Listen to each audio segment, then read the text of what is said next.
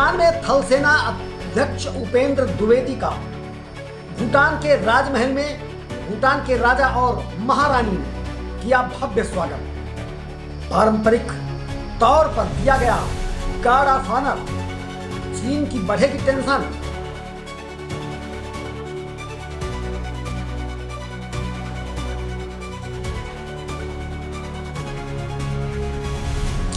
America में फिर हिंदू मंदिर पर गोलीबारी। इस्कॉन मंदिर में चलाई गई 20 से 30 गोलियां। अमेरिका के यूटा के स्पेनिरा फोर्क में इस्कॉन मंदिर के राधा कृष्ण मंदिर पर गोलियां चलाई गई। इससे अमेरिका में हिंदू मंदिरों के खिलाफ संभावित घृणा अपराध को लेकर गंभीर स्थिति उत्पन्न हो गई।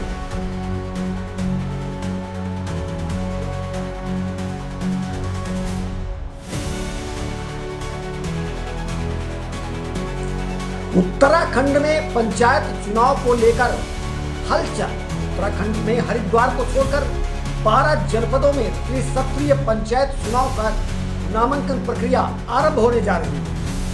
राज्य निर्वाचन आयोग पंचायत के 66,418 पदों के लिए 2 चरणों में चुनाव कराने जा रहा है। पहला चरण 24 जुलाई तथा दूसरा चरण 28 जुलाई को प्रारंभ होगा। 31 जुलाई को परिणाम आएंगे और 30 जून तक 6,855 नामांकन पत्रों की बिक्री हुई है।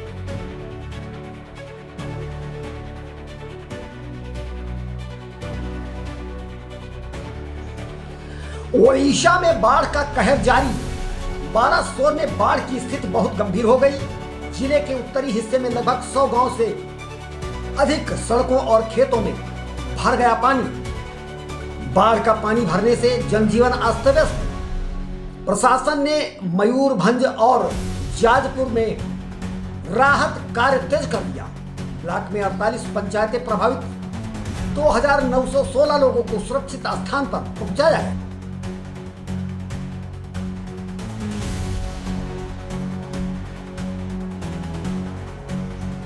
भारत के विदेश सचिव विक्रम मिश्री ने मंगलवार को मॉरिशस के प्रधानमंत्री नवीन चंद्र राम गुलाम से मुलाकात की। दोनों पक्षों ने नई सरकार को प्राथमिकता के अनुरूप रणनीतिक साझेदारी को मजबूत करने की प्रतिबद्धता दोहराई।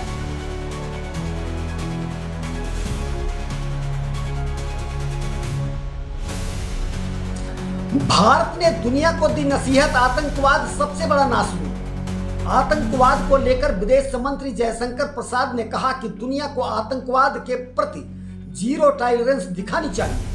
आतंकवाद पीड़ितों की तुलना आतंक फैलाने वालों से नहीं की जानी चाहिए। भारत को अपने लोगों की रक्षा करने का पूरा अधिकार है और हम इस अधिकार का प्रयोग करेंगे।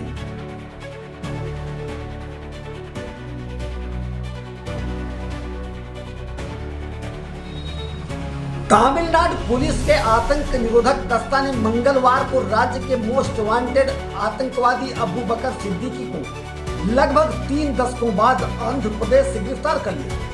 पकड़ा गया सिद्दीकी मोहम्मद अली के साथ पकड़ा गया है। यह कई मामलों में वांछित भगोड़ा है। 1995 से फरार था। इस पर 5 लाख रुपए का सरकार ने इनाम घोषित किया था।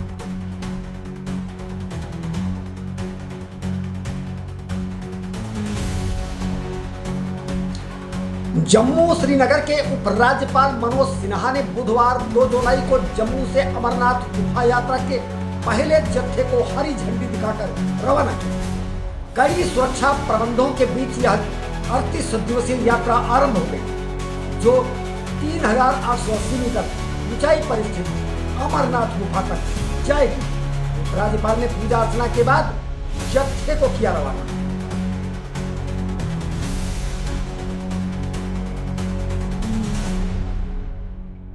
70% से अधिक मुस्लिम आबादी वाले देश कजाकिस्तान में पूर्ण रूप से सार्वजनिक स्थानों पर बुर्का पहनने पर रोक लगा दी। राष्ट्रपति कासिम जोमार्ट टोकवेव ने सोमवार को इस कानून पर हस्ताक्षर कर दिया। उन्होंने कहा, चेहरा छिपाने वाले कपड़ों से बेहतर है कि राष्ट्रीय शैली के कपड़े पहने जाएं। राष्ट्रीय कपड़े हमारी जातीय पहचान को खूबसूरती से दिखाते हैं।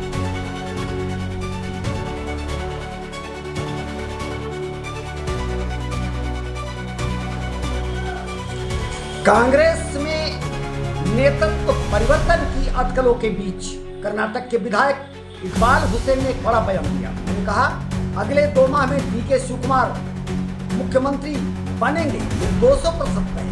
अगर पार्टी को जीवित रखना है, कांग्रेस को सत्ता में देखना है, तो हमें बदलाव और एक अच्छी टीम चाहिए, नहीं तो देर हो जाएगी।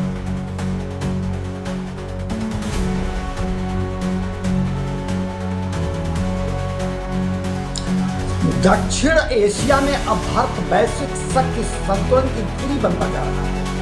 वैश्विक स्तर पर माना जा रहा है कि भारत का रुख अंतर्राष्ट्रीय कूटनीतिक समुदाय के लिए निर्णायक संकेत है कि आतंकवाद के मुद्दे पर भारत कोई समझौता नहीं करेगा। अंतर्राष्ट्रीय विश्लेषकों व कूटनीतिज्ञों ने भारत के इस कदम को नए भारत की विदेश नीति में उभरती हुई बड़ी प्राथमिकता निर्धारण के रूप में देखा जा रहा है। भारत अब बहुपक्षीय मंचों पर उपस्थित दर्ज कराने के लिए नहीं, बल्कि अपनी संप्रभु सुरक्षा चिंताओं को मजबूती से उठाने की नीति पर चल रहा है।